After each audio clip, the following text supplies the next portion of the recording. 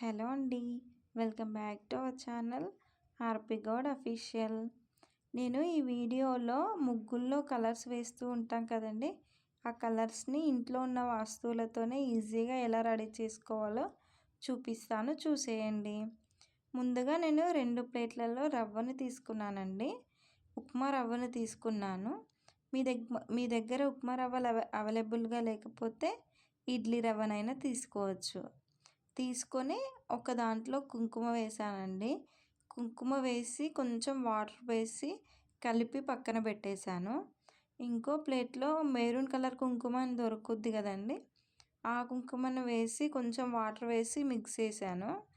అలా మిక్స్ చేస్తే ఇది వైలెట్ కలర్ లాగా వచ్చింది చూడండి.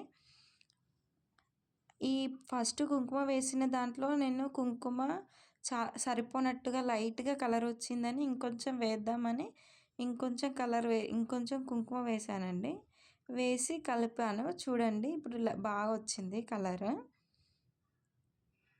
ఈ కలర్స్ని రెండింటిని కాసేపు ఎండలో పెట్టుకొని మిక్సీ పట్టేసుకుంటే చాలా బాగా కలర్స్ రెడీ అయిపోతాయండి. ఈజీగా రెడీ చేసుకోవచ్చండి ఇంట్లో ఉన్న ఐటమ్స్తోనే. నేను ఇలాగే ఇంకా చాలా కలర్స్ చేశాను చూడండి. ముందుగా నేను ఎల్లో కలర్ కూడా చేసి పక్కన పెట్టుకున్నానండి. ఇదిగో అదే కలరు చూడండి. వేస్తుంటే ఎంత బాగా వస్తుందో, ముగ్గు వేయడానికి కూడా చాలా కంఫర్ట్గా ఉందండి.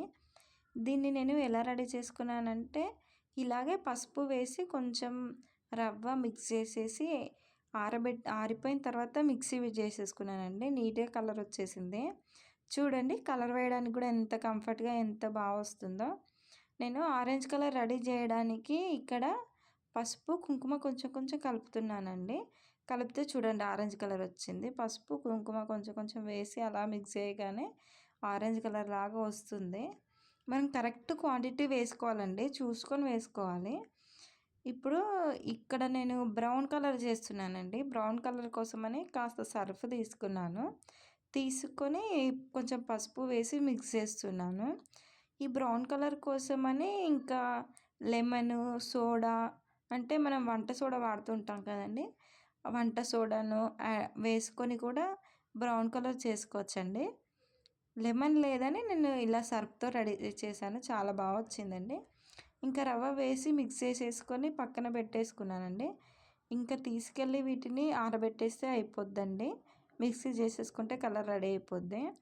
ఎండలో తీసుకెళ్ళి ఆరబెట్టేశానండి. ఆరడం లేదని కిందన వేసి ఆరబెట్టేశాను. ఆరిన తర్వాత ఫైనల్గా నా ముగ్గు ఎలా వచ్చిందో చూడండి. ఇవన్నీ నేను రెడీ చేసిన కలర్సేనండి. మీకు ఈ వీడియో కనుక నచ్చినట్లయితే please like, share, comment and subscribe to my channel.